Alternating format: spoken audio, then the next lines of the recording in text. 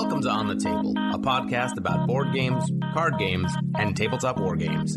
All right, welcome back to On the Table Gaming, episode 106, and I'm here with Jonathon from Two Raven Studios, where he's making great painting tutorials. He does game reviews, and Jonathon, I'm a big fan, so thank you so much for coming on the podcast. Thank you for having me on. I'm glad to be here. And then I think I first came into contact with some of your material. There was a really amazing tutorial did on like a Cersei Lannister for Song of Ice and Fire, the miniatures game, where instead of going like the traditional red dress like you did like a really beautiful green dress.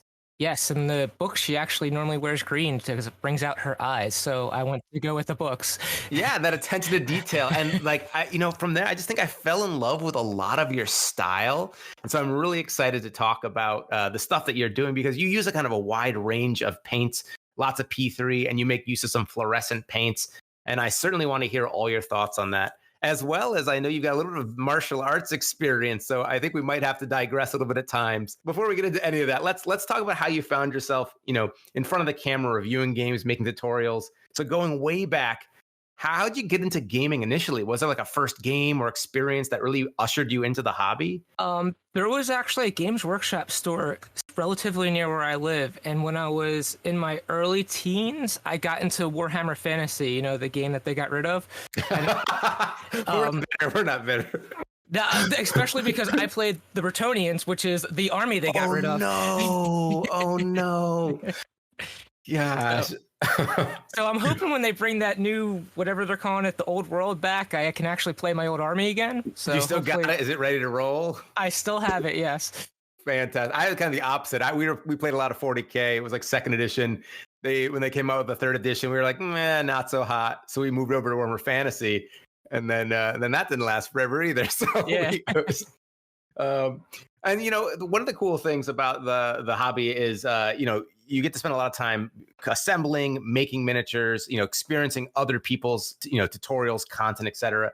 So how'd you go from enjoying a game like that to wanting to make your own content and starting up a YouTube channel?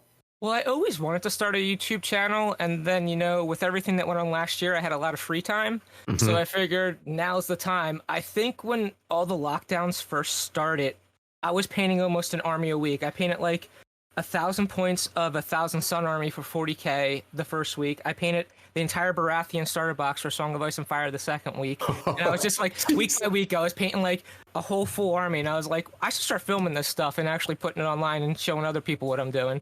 And just like that, you just jumped in? That's fantastic. Yep. So I had actually had a plan to do this a while ago. So I'd already bought the camera and everything like a few years ago and just never got around to it. So I was like, since I had the setup, I was like, I might as well start using it. Oh my gosh! I think any tips for doing like marathon painting sessions? I don't know if I can sit for that long. Yeah, I didn't know I could either, but I had nothing else to do at that point. So where there's a will, there's a way, I guess. Yes. And so we've enjoyed making video content on YouTube as well, but painting tutorials, that's kind of a whole different beast that we've never tackled. Now, first off, I don't think I have necessarily the skill to approach it at a level like you do. But what's been like kind of the best and worst part of doing painting tutorials? I like seeing the feedback from other people. That's one of my favorite parts, just seeing like inspiring other people to get new ideas. One of the toughest things is actually keeping the miniature in front of the camera as I'm painting, because I want to move my position as I'm painting and actually keeping it where it needs to be so everyone else can see what I'm doing, the camera can see what I'm doing. It's actually one of the hardest parts. I think I can imagine. I remember maybe the before Cersei Lannister, I think I also play Star Wars Legion. I know you have two really good clone trooper tutorials, and I think I ended up using the one, you did a yellow one. I actually was using for a lot of, but I think that was also one of the things you talked about in your 501st video. Yes, the 501st video is one of the first videos I recorded, and I realized afterwards that the entire time it was like out of focus or out of frame, and I didn't realize it while I was recording. So now my setup, I have it so I can actually watch things as I'm recording, so I make sure it's in frame. So a little pro tip for anybody who is going to be starting out on their own in the future is make it so you can see what you're doing there. But even that being said, there's a learning process, right? And I think it's evident looking at your videos, you've definitely gotten the hang of things more. Your most recent stuff, especially, is just fantastic. And one of the things that always catches my eye, and I like to pop through, even sometimes when I don't have that miniature or I might not be painting in that exact style at this time, is the range of paints you use and I'm so bad with names. I think it's the Krugerlist Cruciator. Oh yeah, there's Games Workshop names, that Ghost, whatever it's called. You just, that was one of your more recent tutorials, and you use fluorescent paints. And I'm not gonna lie, when I first think about fluorescent paints, like, it's not something that really sells me because it's just so bright. And yet when you use them, you really make it work, and you make it all pull together. And that Krugerlist Cruciator is just outstanding. So, for people trying out fluorescent paints, like, any tips or suggestions you might give? I know a lot of people, when they first start painting, like, they'll prime black and work from like dark to bright, like they put a dark color and highlight up. You actually have to do the opposite when you do fluorescent paints. You need to prime white, start with your brightest color, and then work down to the shadows. So it's kind of like the reverse process of what a lot of people do. And yes, they are very bright. And if you want to get the full effect of them, you kind of have to leave that brightness there. So when you put other things over top, I use normally like more transparent things because it still lets the little bit of the fluorescent shine through as you're toning it down. So that's kind of the key when you first start. It's going to you're like, wow, that's too bright and garish when you first start, but then you have to work your way down and add the shadows in afterwards. When you're looking at miniatures, are there like particular miniatures or types of styles that you're like, this is like ideal for fluorescent paint styles? Like, are there certain like unit types or creature types or things that you're just like, if you're going to use fluorescent paints, like, start with something like this because it looks really good? Well, I'll put fluorescent paints on anything. But obviously, something like a ghost type miniature is something that's good because you want it to have that ethereal glow to it. So fluorescent paints work really well with those. I started painting it and then I finished it for 40K. I actually was painting a whole Necron army in fluorescence, which people were like, fluorescent Necrons? Why not? My local gaming store, I actually painted their store army. They have a Space Marine army, and I painted those in fluorescence. You can paint anything in fluorescence. The key is just kind of realizing that it's going to look bright, so you have to play with that. But like I said, I think ghost or something like some type of ghost is probably the best thing to start with fluorescence because it doesn't have to be perfect because you can have all kinds of different types of glows on it. And it also, you don't have to restrain yourself to one specific area. When I paint a ghost, I just kind of like, this whole thing's the ghost, and I'm just going to put little slight variations, but everything's going to be that glowy ghost color. So I think that's a good place to start. And I know your Krugerlist, that's like a pretty complicated miniature, but I think you had ghost ships at one point. And I felt like, oh, that was like, that feels like achievable for me because it was like a, really cool looking effect, but, somewhat simply applied to a miniature. And I was like, okay, that seems like a great like entry point where I can make this whole ship look so amazing with the techniques that you were showing. Yeah, that was actually a fun one. That was a commission. Somebody messaged me and was like, can you paint something with a ghost effect? And I was like, yes, I can. So he sent that to me. And I actually got started. I said I started with Warhammer Fantasy, and then when they got rid of the game, I kind of got upset and I didn't want to play Age of Sigmar. What actually got me into Age of Sigmar was all those ghost models because I love painting like those ghostly glowing effects. Well, so that's like your specialty. Well, people are thinking about it. It's unfortunate that we're in audio only right here, but it's let me just see if I can pull it up here. Painting ghost effect ships for oak and iron. That video, I think, is such a great example of the range with which you can make something look so good in a somewhat simple way. And then you can go look at that Krugerlist and you can see like once you've really mastered it, like how you can then integrate into like a larger miniature. Absolutely. And on your channel, you do a lot of like general painting tips as well. I know you've got like mixing paints, you've got color theory, wet palettes, airbrush choices and things like that. When someone is maybe looking to get into miniature painting just in general, what might be a thing they may want to think about? For Song of Ice and Fire, a lot of our listeners play that game. And it's really great because you can just play with the miniatures without even painting or assembling them.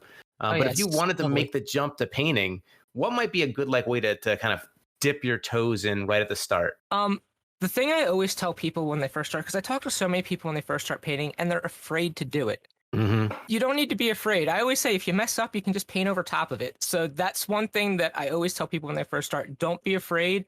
No one's miniatures look perfect when they first started. You should see the stuff that I made when I first started. Actually, I'm coming out with a video soon, and I actually have one of my first painted miniatures in the video just to show what my miniatures look like when they first started. Take it small, take it slow. especially for like a Song of Ice and Fire, paint one of your NCUs or something like that. Don't like try to jump into the whole unit right away and overwhelm yourself. Start with something a little bit smaller like that. That's one of the big suggestions I would have. And then for people that maybe have spent a lot of time painting miniatures, not necessarily they're necessarily good at it. Maybe I'm speaking of myself here. I've had lots of people talk to me about using oil paints, and you've got a great video on oil painting. I've had lots of encouragement to explore it over the years, but I've never actually taken the plunge. As someone who uses a range of techniques in your videos, how would you suggest someone get started with that? Is there an easy way to take a baby step into oil painting, or is this something like airbrushing where you got to buy like an airbrush, a compressor, cleaning supplies, and it's like a much bigger investment? So a lot of the ways I use the oil paints is washes, and the good thing about that is you don't need to buy like the most expensive oil paints to make washes out of them. You can buy just like a super cheap set, so it's not actually a big investment. And I thin my oil paints with mineral spirits that I buy in the hardware store. It's like the big tin you get at the hardware store. I don't buy anything like expensive or fancy. I just use a lot of, very affordable things when I oil paint. So it's not a big outset of cost hopping right into it, which is good. So it doesn't have to have like 4 miniatures branded on the side or like Games Workshop brand, etc. Exactly. So that's one of the good things about it too. And I always tell people with oil paints, it's actually easier than acrylics. I know people get scared of it, but it's so much easier to fix because it takes longer to dry. You can just use the mineral spirits to clean it off if you don't like what happened. So there's a lot of forgiveness and there's a lot of ways to, just if you make a mistake, you can fix it. That's what I like about oil paints. It's not as permanent like, oh, I just put that stroke of paint on there and I don't like the way it looks. Now I have to paint over top if I want to fix it. With the oil paints, I don't like the way that stroke of paint look. I can clean it off. So that's one of the good things about oil painting. Is there like a kind of a certain cadence though to how you paint then? Because from my understanding, oil paints take a bit longer to dry, right? They do. If you're using them as washes and putting a lot of mineral spirits, mixing it in with the paint, it actually dries faster because the mineral spirit evaporates. Okay. So it still does take a little while. And again, if you're using it to, again, I use it to mostly to shade. So when I use the shade, it's mostly in the recesses. So I can go back and put highlights over top because the oil paint is not in that spot. But if I'm actually painting quickly, what I will do is once I'm done the oil paints, I'll actually just spray some varnish right on top and then I'll keep painting. Okay, interesting. All right. And you're familiar with the Song of Ice and Fire. Maybe if I had a wide range of miniatures at my disposal, would there be maybe a particular faction that would be well suited to starting out like practicing oils on? Like, do I want to avoid like furs and go with like larger plate, or I was actually just about to say furs are actually one of the good things if you're doing oil washes because it'll get in all those recesses. And I know you play free folk, so there's a lot of furs in there. So, yeah, actually, I actually bought the box of War Mammoths, and I actually want to do a video painting those up, and I'm probably going to use oil paints when I do it. So that's something that's like perfect because it's got all the fur texture and everything that you can get like right down in there. Yes. With the oil paints. Oh, that would be fantastic. That'd be very timely too, I'll just say. I've got mine ready to be painted up here. So, and then I have to. I will come back. We'll cycle back to talking about wargaming and the hobby elements. But I do have to take this opportunity. So I've also got a bit of a martial arts background. It's something that's really shaped me a lot, and I know that that's something that's influenced your life as well. And so I'd love to jump in and talk a little about martial arts. And do you find any crossover between martial arts and gaming, or the hobby aspect of gaming? Maybe some of the philosophy from martial arts. Do you see like any intersection there? I do. I actually see a lot of it in my painting, oddly enough, because I own my own MMA studio, and one of the main martial arts I teach is Jonathon Kung Fu, or a lot of people say Jeet Kune Do. It's Bruce Lee's martial art. And his philosophy is kind of like take a little bit of everything and mix it together and make your own style out of it. And that's kind of how I approach my painting. It's like if you watch my videos, as you already said, I use all kinds of different paint ranges, all kinds of different techniques. I just play with everything and see what works for me. And again, when I game, it's kind of the same thing. I try all different things and see what works for me. And that's kind of my philosophy when it comes to martial arts. And that's my philosophy for painting. It's my philosophy for gaming. It's my philosophy for almost everything. I never reject anything outright. It's just, I'm going to try everything and see what's the best fit for me. And I couldn't help but notice that at your martial arts studio, you also offer things like Kali or Salat, things that I've never had a chance to. I mostly come from kind of the more standard, like Muay Thai, wrestling, Jiu-Jitsu, a little bit of Krav Maga, but you have a lot of really cool offerings there. How did that come about? How did you get into martial arts? Well, I always tell this story. It's kind of funny. My buddy wanted to try martial arts, and I was like, he's like, you want to go with me? And I'm like, sure, I'll try it out. He quit after 6 months. 15 years later, now I have my own place. So, yeah, I tried it out because my buddy wanted to do it, and I fell in love with it. But the place that I started training, they actually offered all those different things. So I was cross training from the moment I started training. I was training a little bit of everything. The Kali is actually my favorite thing. I actually used to do some stick fighting, which was fun. And I guess actually, let's take a second for people who maybe don't know what is Kali. So I guess we're Kali, throwing around some names here, and I realize people might not be in the know. right? Kali is a Filipino martial art. It's a weapon-based art, so they do a lot of stick, dagger work, that sort of stuff. The stick normally represents a sword, so we train with a stick, so we're not like using metal swords and digging everything up.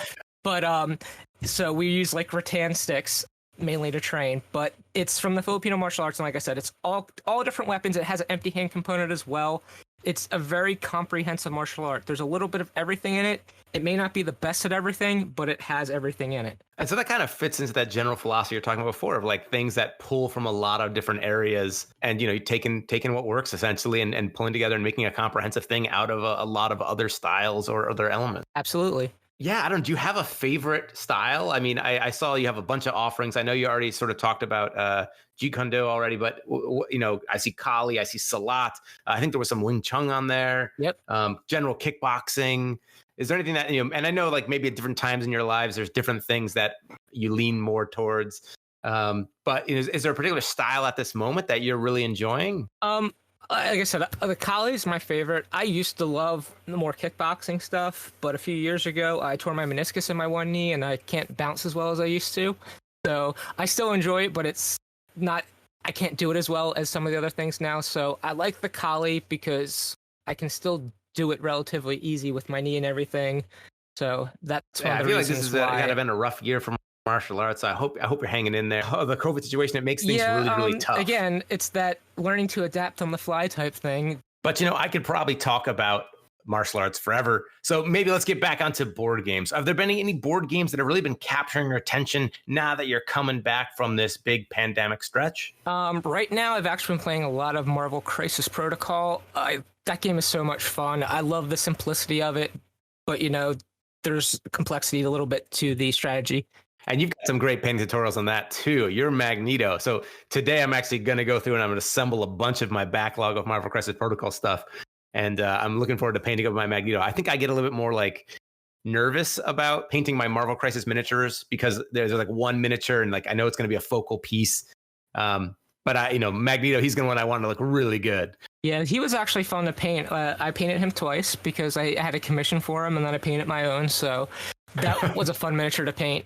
My favorite miniature that I've done so far is that Kingpin. I have that video up about it, and he's actually the head of my team when I play. I play as the Criminal Syndicate, so I actually love that model. And the white is so hard to do, but you made it look so good. That's the magic of oil paints. Ah, okay. I thought you were gonna say Wolverine because I noticed that you sometimes have like multiple styles up. I think he's one that you did in like the more traditional MCP version, and then you did like an 80s retro version as well. So you do a lot of commissions on them then? Yeah, that was actually a commission. The 80s one was a commission. The standard one was my own. I actually hate Wolverine as a character. He's my least favorite X-Men. Fair enough. It's funny. I want to build an X-Force team now, and everyone's like, you need to paint another Wolverine in the X-Force costume. I'm like, I'm not painting another Wolverine. And then besides Marvel Crisis Protocol, what other games have maybe been interesting you? I actually just bought and assembled Army for Conquest: The Last Argument of Kings. I haven't had a chance to play it yet, but I'm actually excited to get into that game. I bought the army, which is called the Wadroon. If you are unfamiliar with that game, that army is orcs riding dinosaurs. That sounds amazing already. And the Last Argument of Kings is something that's been somewhat on my radar, like mostly because on the periphery, there's been people talking about it. Those miniatures are a little bit bigger, right? Are those like 35 millimeter? Are those? Yeah, they're pretty chunky. They're actually it's a rank and file game, so they come on trays. They're actually, it reminds me of old Warhammer Fantasy because it's so hard to get them to rank up on the trays because they're so big they want to overlap each other. Gotcha. But one of my friends is like super into that game, and he's been trying to get me to play it for a while. So I figured I'm gonna hop in now that this new army is out. That looks cool. Orcs and dinosaurs. What can go wrong? That sounds fantastic already.